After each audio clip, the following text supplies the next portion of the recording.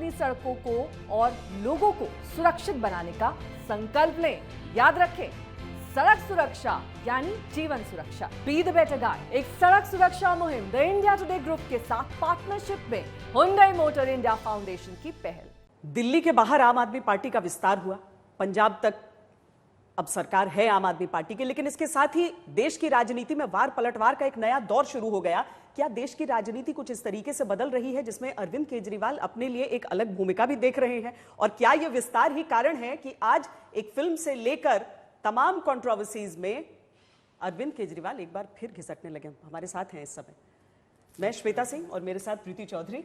आज अरविंद केजरीवाल से इन्हीं सवालों को उनके सामने रखकर पूछेंगे। क्या हो गया अरविंद जी? आप लोग 2016 में मैं देख रही हूं कि नील बटे सन्नाटा को आपने टैक्स फ्री किया, 2019 में आपने किया सांड की आंख, पिछले साल कर दिया 83, लेकिन कश्मीर फाइल्स से आपकी क्या आपत्ति रही कि आपने कहा कि नहीं मैं टैक्स फ्री नहीं करूंगा? मेरे लिए फिल्म इम्पोर्टेंट नहीं है। हो सकता है आपके लिए इम्पोर्टेंट है, हो सकता है बीजेपी के लिए इम्पोर्टेंट है, आप सब लोग के लिए इम्पोर्टेंट हो सकती है। कश्मीर में बहुत बड़ी त्रासदी हुई, 30-32 साल हो गए उसको। कश्मीर के पंडितों को उन्हीं के घरों से बेघर किया गया, कई सारे लोगों की मौत हुई। 32 साल के बाद अगर देश की केंद्र सरकार, सत्तारूढ़ पार्टी उनको कहती है कि हमने आपके लिए एक फिल्म बनाई है, ये फिल्म देख लो, इससे बड़ी इंसल्ट हो सकती है उनकी। वो लोग क्या चाहते हैं? आप किसी कश्मीरी पंडित से पूछना कि वो क्या चाहता है। पुनर्वास। उसे पुनर्वास चाहिए। 8 साल से केंद्र में बीजेपी की सरकार है, उन्होंने पुनर्वास क्यों नहीं किया? 8 साल राज्य करने के बाद कहते हैं अब तुम्हारे लिए फिल्म बनाई, फिल्म देख लो, और उस पर करोड़ों रुपए कमा रहे हैं ये लोग। गंदी बात है ये, इस पे कोई गर्व करने की बात नहीं है। हमारे हाथ में जितना भी था हमने उतना किया कि दिल्ली में कुछ कश्मीरी पंडित जो आए थे उनको उन्होंने दिल्ली में 1993 में कॉन्ट्रैक्ट टीचर्स की नौकरी की। तब से लेके आज तक वो कच्चे टीचर्स बन के रह रहे थे। उन कच्चे टीचर्स को बीच में दिल्ली में कांग्रेस की सरकार भी आई, बीजेपी की सरकार भी आई, किसी ने पक्का नहीं किया। हमने आके उनको पक्का किया। हमने, आपको तो पता भी नहीं होगा ये, मैं ढिंढोरा नहीं पीटता अपने काम का, उनके दर्द के ऊपर मैं राजनीति नहीं करता। उनको हमने पक्का किया, रेट्रोस्पेक्टिव इफेक्ट से पक्का किया। और वो लोग, तो केंद्र सरकार की जिम्मेदारी है कि उस पर राजनीति करने के बजाय, उस पर फिल्में बना के पैसे कमाने की बजाय उनका पुनर्वास किया जाए और सारे लोग मिलके करें। इसमें राजनीति नहीं होनी चाहिए, सारी पार्टियां, सारी सरकारें मिलके उनका पुनर्वास करते हैं। अरविंद जी, फिल्म की बात करते हैं। क्या अरविंद केजरीवाल को लगता है कश्मीर फाइल्स प्रोपेगेंडा फिल्म है? मेरे को फिल्म के बारे में मेरे को कोई लेना देना ही नहीं है। देखी आपने? मैंने नहीं देखी, लेकिन मेरा कहना है कि इस वक्त कश्मीरी पंडितों को फिल्म नहीं चाहिए, पुनर्वास चाहिए। आइए मिलके, मैं हाथ बढ़ा रहा हूं, आइए मिलके उनका पुनर्वास करते हैं, उनकी जिंदगी को बेहतर करते हैं, उनके अंदर जो टीस है अन्याय की उसको निकालते हैं। पर अरविंद जी, जो हुआ, जो दिल्ली असेंबली में हुआ, आपने जो स्टेटमेंट दिया था दिल्ली असेंबली में, बीजेपी कह रही है कि आपने मजाक उड़ाया। आप हंसे, जो पीछे आपके लोग बैठे थे वो हंसे कि आपने, हमें तो बीजेपी पे हंसी आ रही थी। बीजेपी नौटंकी कर रही है पूरे दिल्ली देश के अंदर। बीजेपी इस टाइम उनका पुनर्वास करने की बजाय जाके पिक्चर के पोस्टर चिपका रहे हैं, उनके सारे ऊपर से नीचे तक सारे कार्यकर्ता। ये काम है बीजेपी का, ये करने आए थे राजनीति, ये राजनीति करने आए थे। अंदर ही अंदर बीजेपी वाले भी दुखी हैं जिस तरह से उनका नेतृत्व उन लोगों का इस्तेमाल कर रहा है। बीजेपी वाले भी नहीं चाहते। कश्मीरी एक्टिविस्ट कह रहे हैं, कश्मीरी पंडित कह रहे हैं कि आप उन पे हंसे हैं। हाँ, कोई नहीं कह रहा, बीजेपी कह रही है। मैं 2 चीजें यहाँ पर रखना चाहती हूँ। एक तो जो आपने जो टीचर्स के यहाँ पर बात की है, वो तो हाईकोर्ट का भी ऑर्डर था। हमने हाईकोर्ट में जाके तुरंत हाँ कही थी। हाँ, लेकिन ऑर्डर तो हाईकोर्ट का कुछ टेक्निकल इशू था, हमने वहां पे उसको अपोज नहीं किया था। टेक्निकल इशू था, कोर्ट में गए जाके हमने तुरंत कहा हम करेंगे। मतलब जैसे कई इश्यूज होते हैं जिसमें अफसर जो है वो कहता है जी अगर कोर्ट से ऑर्डर आ जाए तो हम तुरंत कर सकते हैं। 20 साल रेट्रोस्पेक्टिव इफेक्ट से कोई भी 25 साल बाद रेट्रोस्पेक्टिव इफेक्ट से कोई भी देने को तैयार नहीं था। कोर्ट में मामले को ले तुरंत कोर्ट में हमने कहा जी हम करने को तैयार है। पर फिल्म के मुद्दे पर आप कह रहे हैं कि आपको इंटरेस्ट नहीं है उस चीज पर। मैं आपसे ये जानना चाहता हूं, अगर आप कश्मीरी पंडित होती और 32 साल बाद, और आपका वहां से विस्थापन हुआ होता, और 32 साल बाद केंद्र सरकार आपको आके कहती हमने आपके ऊपर एक फिल्म बनाई है, ये देख लीजिए। पर केंद्र सरकार ने थोड़ी बनाई है फिल्म। उन्होंने फिर वो प्रोपेगेंडा कि वो क्यों इसका प्रचार कर रहे हैं? कई बार तो आप सारे भी review बीजेपी करते वाले हैं, क्यों? अरविंद जी, फिल्म सारे आपने बोला बीजेपी था वाले 83 देखने हम, मतलब कोई पिक्चर पसंद आती है तो उसको कर देते हैं ट्वीट। बीजेपी वाले तो पूरी पार्टी लगी हुई है इस पिक्चर के ऊपर, आप सारे लोग लगे हुए हैं। आपसे भी मैं पूछना चाहता हूँ, क्या आप कश्मीरी पंडितों के साथ खड़े हैं? नहीं खड़े। नहीं, पुनर्वास, आप लोग बिल्कुल, आप लोग तो पिक्चर के साथ खड़े हैं। अरविंद जी, मैं तो यूक्रेन में थी, आज मैंने अभी फिल्म देखी पिछले नहीं है अभी। 5 मिनट से मैं देखूंगी। अभी पिछले 5 मिनट से पिक्चर का जिक्र हो रहा है। जब असेंबली कश्मीरी में जिक्र हो पंडितों गया का, तो एक इंटरव्यू में कैसे जिक्र कश्मीरी नहीं पंडितों का जिक्र नहीं हो रहा। आइए मिलके उनका पुनर्वास करते हैं, आइए मिलके उनको सहायता का हाथ बढ़ाते हैं, उनका हाथ पकड़ के उनको वापस कश्मीर लेके जाते हैं, उनका पुनर्वास करते हैं। पर अगर कोई हर्ट हुआ है तो आप उसको, उन कश्मीरी पंडितों को कुछ कहना चाहेंगे? उनको यही कहना चाहेंगे कि मुझे बेहद दुख है और मुझे बेहद तकलीफ है कि 32 सालों से आपके साथ अन्याय हुआ और किसी ने कुछ नहीं किया। मेरे हाथ में जितना था मैंने दिल्ली में किया। आज अगर हमारी केंद्र में सरकार होती, मैं आपको यकीन दिलाता हूं कि मैं आपके ऊपर फिल्म बनाने की बजाय आपका हाथ पकड़ के वापस कश्मीर में आपके घर छोड़ के आता। इस पे बस एक और आखिरी सवाल करेंगे अरविंद जी, और क्योंकि राज्यसभा में आज संजय सिंह जो आप ही के पार्टी के नेता हैं राज्यसभा में, 0R पे नोटिस दिया है कि कश्मीर फाइल्स को दूरदर्शन पे दिखाया जाए, यूट्यूब पे डाला जाए, जो आपने भी असेंबली में कहा। आप मानते हैं पार्टी का लाइन यही है कि यही होना चाहिए? क्यों नहीं होना चाहिए? उस फिल्म के ऊपर पैसे क्यों बनाए जाने चाहिए? उसको सबको दिखाओ। उसमें कश्मीरी पंडितों की त्रासदी मैंने तो खुद नहीं देखी, लेकिन जिन्होंने भी देखी वो बताते हैं उस त्रासदी को बड़े अच्छे से दर्शाया गया है। तो वो दिखाओ, सबको दिखाओ, फिर उस पर पैसे नहीं बनाने चाहिए यार, वो गंदी बात है। उसके प्रोसीड्स क्या कश्मीरी पंडितों को जाने चाहिए? बिल्कुल जाने चाहिए, क्योंकि आपने सही बात कही है, मैं समर्थन करता हूँ आपका कि जाने चाहिए। उस बिल्कुल फिल्म के जो जाने- प्रोसीड्स हैं बता वो रहे हैं कश्मीरी 200 पंडितों करोड़ से ज्यादा कमाया गया है, वो 200 करोड़ से ज्यादा उनके पुनर्वास पे खर्च होना चाहिए, वो सारा पैसा उनके पुनर्वास पे खर्च होना चाहिए। अरविंद जी, आज एक और मुद्दे को लेकर बड़ी चर्चा है, वो ये कि जब तक अरविंद केजरीवाल दूसरे नेताओं को बोलते थे तब तक तो ठीक था, आज किसी ने उनके खिलाफ बोला है तो उस पर FIR दर्ज कर ली गई पंजाब में। किसने किसके खिलाफ बोला? तेजिंदर बग्गा पर। किसके, क्या बोला उसने, किसके खिलाफ बोला? आप पर बोला था, उसके बाद पंजाब में केस तो हो गया है FIR। कौन है तेजिंदर बग्गा? FIR होनी चाहिए आपके खिलाफ बोलने पर। नहीं, बिल्कुल नहीं हो रही। कौन है तेजिंदर बग्गा? भारतीय जनता पार्टी के नेता हैं। मैं तो ना तेजिंदर बग्गा को जानता, बड़े ना मैं पोस्टर FIR लगाते हैं वो आपके खिलाफ दिल्ली भर में। वो तो सारी बीजेपी इस टाइम पोस्टर लगाने में लगी हुई है। कोई पिक्चरों के पोस्टर लगा रहा है, कोई केजरीवाल के पोस्टर लगा रहा है। पर FIR नहीं होनी चाहिए अगर कोई बोल रहा है, कोई किसी अभिव्यक्ति के की खिलाफ- आजादी होनी चाहिए। किसी कल आदेश गुप्ता जी ने मेरे को कितनी गालियां दी हैं, कितनी गंदी गंदी गालियां दी हैं। गालियां उनको मुबारक, हम ऐसी राजनीति करने ही नहीं आए, गाली गलौज की राजनीति नहीं करने आए। ऐसे थोड़ी देश सुधरेगा एक दूसरे को गालियां देने से। देश सुधरेगा मिलके काम करने से। 70 साल से इस देश, 75 साल से इस देश को आगे बढ़ने से रोका गया। आज भगवंत मान जी ने door step delivery of ration का ऐलान किया है। स्वागत करता हूं मैं भगवंत मान जी का, बहुत शानदार काम किया उन्होंने। इसी डोर स्टेप डिलीवरी को पिछले 5 साल से दिल्ली सरकार को करने नहीं दे रही केंद्र सरकार। क्यों नहीं करने दे रही? अच्छी चीज थी। इस देश के अंदर बच्चों के पास, युवाओं के पास इतने आइडियाज हैं, लेके घूमते हैं। कोई सरकार उनको काम नहीं करने देती। सरकार का मतलब इस देश में हो गया काम में टांग अड़ाना, लोगों को रोकना, लोगों को काम करने से रोकना। 75 साल से इस देश को आगे बढ़ने से रोका गया, लेकिन अब लोग रुकने वाले नहीं हैं। 2 राज्यों के अंदर ईमानदार सरकार बन गई है। अब लोग खड़े होंगे और आगे बढ़ेंगे। ये डोर स्टेप डिलीवरी दिल्ली में नहीं होने देंगे, पंजाब में करेंगे, फिर पूरे देश में होगी डोर स्टेप डिलीवरी। उसको अपना मॉडल स्टेट बनाएंगे आप? पूरे देश को मॉडल बनाएंगे, आपके साथ मिलके बनाएंगे। सारे देश के साथ 130 करोड़ लोगों के साथ मिलके मॉडल देश बनाएंगे।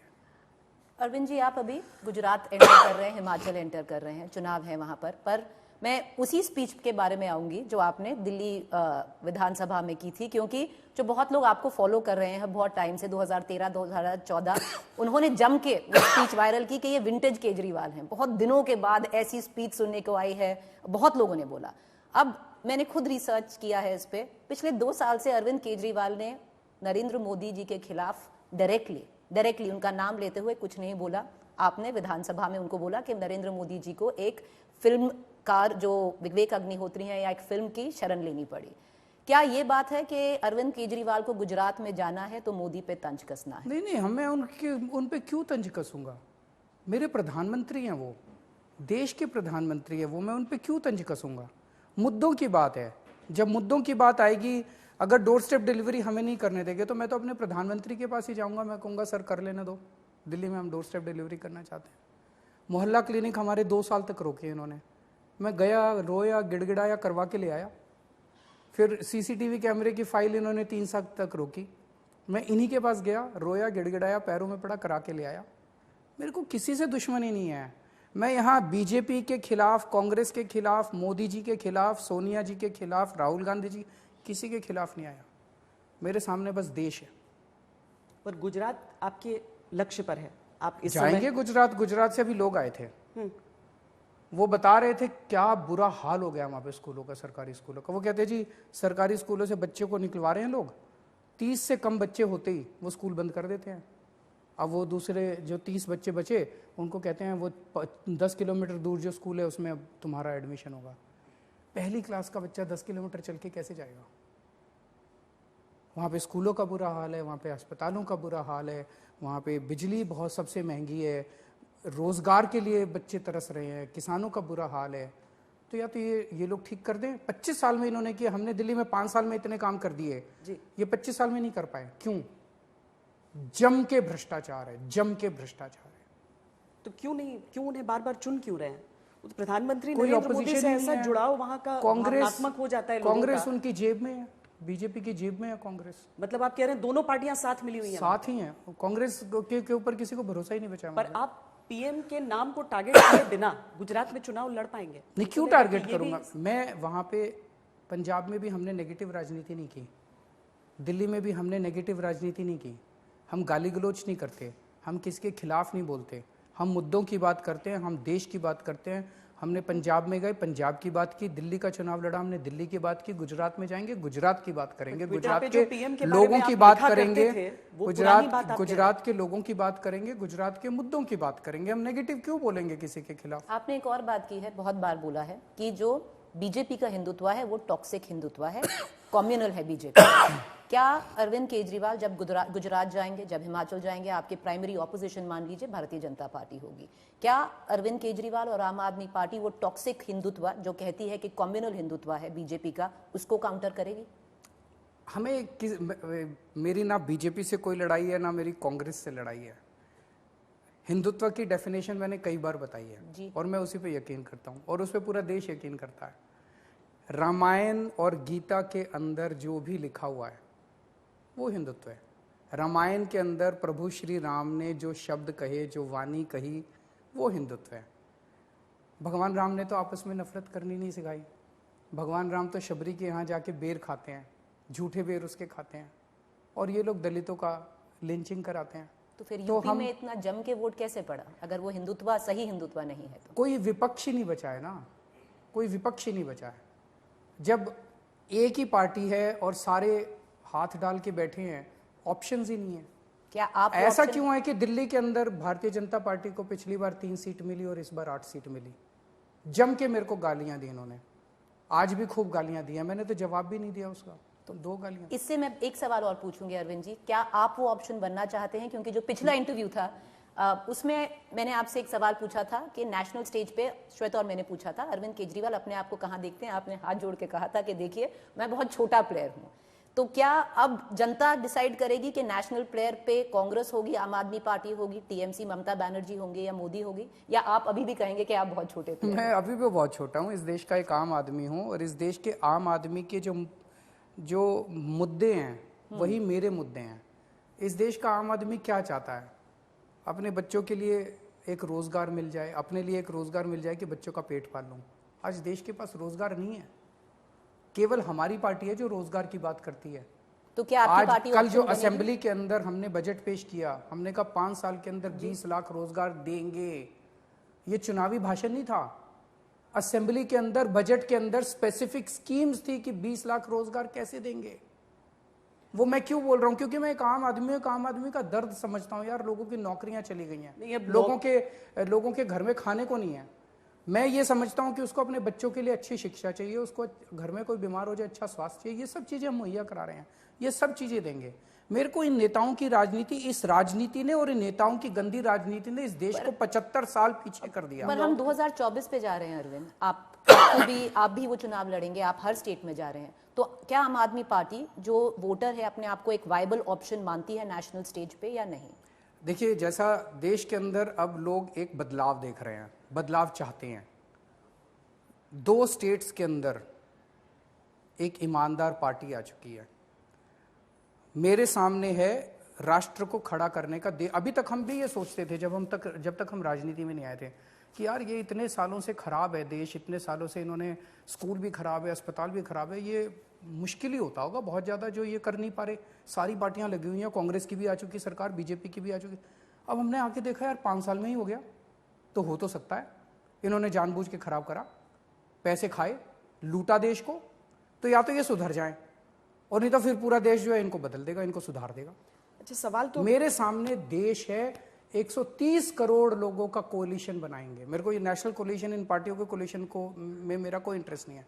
130 करोड़ लोगों का कोलिशन बनाएंगे जिसमें सारे देश के डॉक्टर होंगे, इंजीनियर होंगे, किसान होंगे, इंडस्ट्रियलिस्ट होंगे, व्यापारी होंगे, इन सब का कोलिशन बना के देश को आगे बढ़ाएंगे। तो उसमें एक बहुत अहम पड़ाव हो जाएगा रोजगार का। रोजगार को लेकर आपको बीजेपी लगातार घेरने के लिए लगी हुई है और कह रही है कि अरविंद केजरीवाल जवाब नहीं दे रहे हैं कि वो 12 लाख लोग कौन हैं जिन्हें नौकरी दी गई है। वेबसाइट पे है 101 लाख की तरफ से आंकड़ा है कि आरटीआई के अनुसार सिर्फ 3,246 लोगों को नौकरी मिली है। बीजेपी के ऊपर आप ज्यादा ध्यान मत दिया करो, बीजेपी यूं ही बोलती रहती है। आप बीजेपी के ज्यादा प्रश्नों के तरफ ध्यान देते हैं। 5 राज्यों में से कितनी जनता राज्य बीजेपी ने ले लिए, तो सवाल तो उनके आएंगे। देखिए अरविंद, एक मिनट, जनता दिल्ली में हमसे खुश है इतनी ज्यादा, इसीलिए 70 में से 62 सीट दे दी। अब पिछली बार 67 सीट दे दी, तो रोजगार दे ही रहे होंगे तभी दे रही है। और बिजली दे ही रहे होंगे, ऐसा नहीं हो रहा है, विकल्प नहीं है, इसीलिए हो सकता है दिल्ली में विकल्प नहीं हो रहा हो। तो आप मानती हैं कि बीजेपी अब विकल्प नहीं बचा? नकार दिया लोगों ने, तो विकल्प वाकई दिल्ली में नहीं बचे। मैं उसी के बारे में बात करूंगी, क्योंकि अरविंद जी आरटीआई को तो आप भी जानते हैं, हमसे ज्यादा जानते हैं। मुझे नहीं पता, कई बार जो टेक्निकल जवाब होता है 10 लाख, बताती हूँ 10 लाख नौकरियां तो वेबसाइट पे आप दिल्ली सरकार का वेब पोर्टल जाके देख लो, रोजगार पोर्टल जो है, रोजगार पोर्टल पे जाके देख लो, हाथ 10 लाख है नौकरियां, वो प्राइवेट सेक्टर में आपके हैं। 1,78,000 सरकार में दी है, तो उसका भी सारा ब्यौरा कल मनीष जी ने रखा। 51,000 रुपए की पक्की नौकरियां DA-SSB के थ्रू दी है, 50,000 रुपए की दूसरे, सारा सेक्टर वाइज उन्होंने 1,78,000 का ब्यौरा कल असेंबली में रखा है। पर ये जो बीजेपी जो कोट कर रही है, ये आरटीआई कोट कर रही है, तो आरटीआई में कई बार होता है, आप एक डिपार्टमेंट में करते हैं, वो सारा कंपाइल 2019 का है, 2021 का है, 21 का है, और 2019 की 2 आरटीआई हैं जो बोल रही हैं कि 3,246 मनीष सिसोदिया ने असेंबली के अंदर स्टेटमेंट दिया है जी। असेंबली के अंदर मंत्री के स्टेटमेंट की कुछ वक्त होती है, वो झूठ नहीं दिया जाता, वो एक जेन्युइन डेटा होता है, वो भी सरकार से आता है, नीचे से आता है डेटा। जो बजट स्पीच है वो नीचे से ही आती है सारी, सारे अफसरों की पूरे राज्य की कंपाइल होके आती है।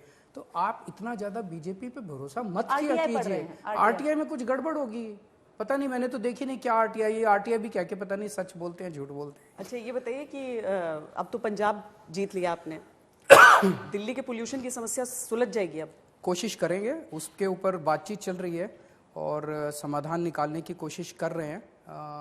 मैं समझता हूं कि जल्द कुछ ना कुछ करेंगे, क्योंकि यही से मैं सहमत हूं आपसे, मैं सहमत हूं, मैं अपनी जिम्मेदारी से भाग नहीं रहा हूं। हम दोनों सरकारें मिलके इसके ऊपर काम कर रहे हैं और फौरन शुरू हो गया, यानी कि हम इस साल में ही काम शुरू हो गया। मैं उम्मीद करता हूं कि इस साल भी अच्छे रिजल्ट्स आने चाहिए और मे भी अगले साल तक तो काफी सुधार। तो अरविंद केजरीवाल जो दिल्ली के सीएम है, भगवंत मान जो पंजाब के सीएम है, दोनों अपना पक्ष कैसे रखेंगे जब पराली का मुद्दा आता है? हम काम करेंगे ना। अब क्यों ये शुभ बोलिए, आप कहिए कि भगवान से प्रार्थना है कि सॉल्व हो जाएगी। कोई एक्शन प्लान है अभी? जल्दी अनाउंस करने वाले हैं। हाँ।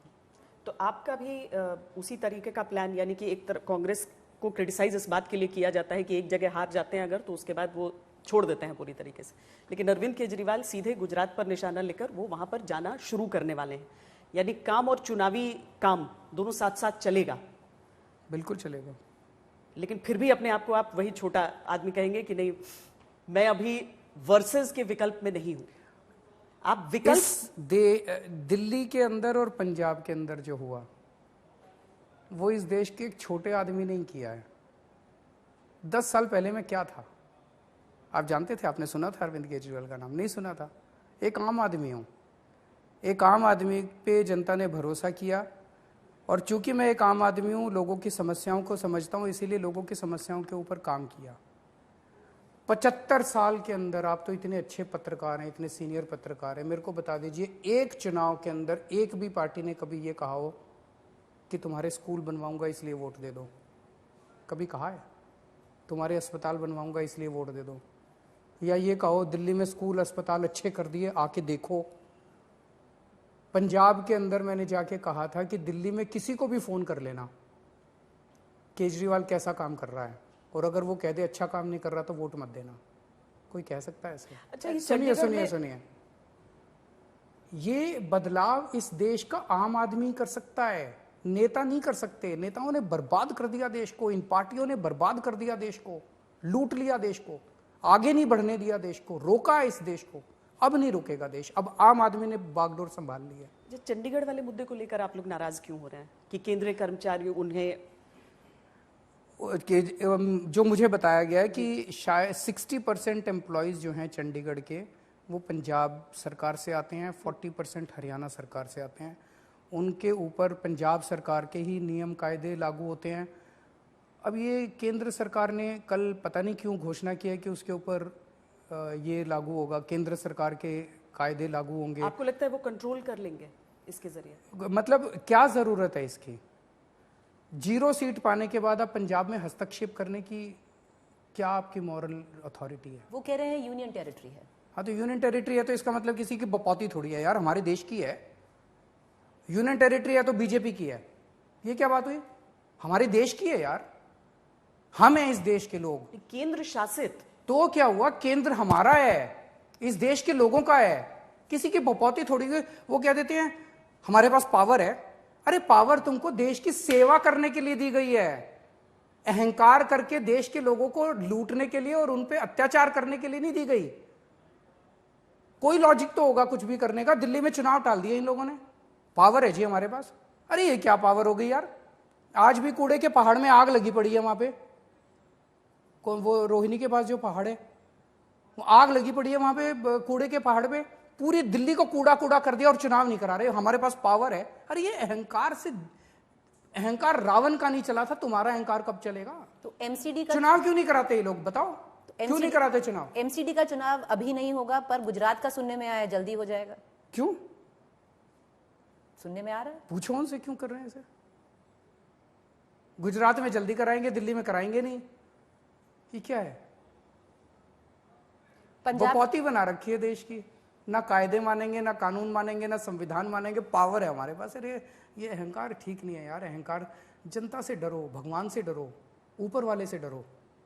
ऊपर वाला देख रहा है, किसी की नहीं चलती उसके सामने।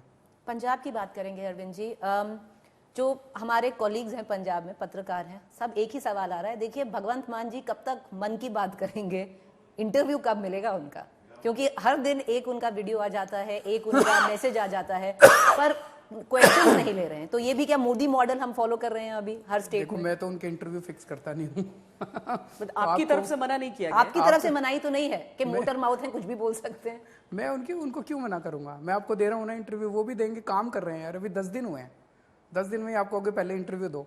10 दिन हुए, उनको काम तो कर लेने दो। और इस टाइम पंजाब में आप जाना, एक राउंड और मार के आना। आप पंजाब के टाइम में भी गए थे आप चुनाव, इतना शानदार माहौल है। भगवंत मान ने जो 10 दिन में निर्णय लिए हैं, इतने बड़े बड़े निर्णय, जनता बहुत खुश है। इतनी पॉजिटिविटी है पूरे पंजाब के अंदर। जनता कह रही है ऐसी सरकार नहीं देखी हमने।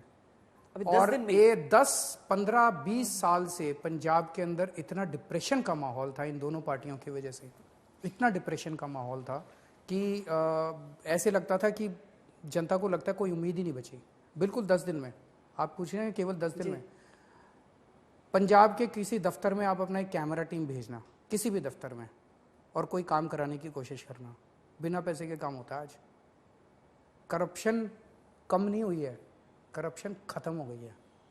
भेज के देखो। एक मैंने भेजे खूब सारे वॉलंटियर्स इधर उधर, मैंने कहा जरा पता करके आओ, रजिस्ट्रार के, तहसीलदार के दफ्तर में घूम के आओ जरा।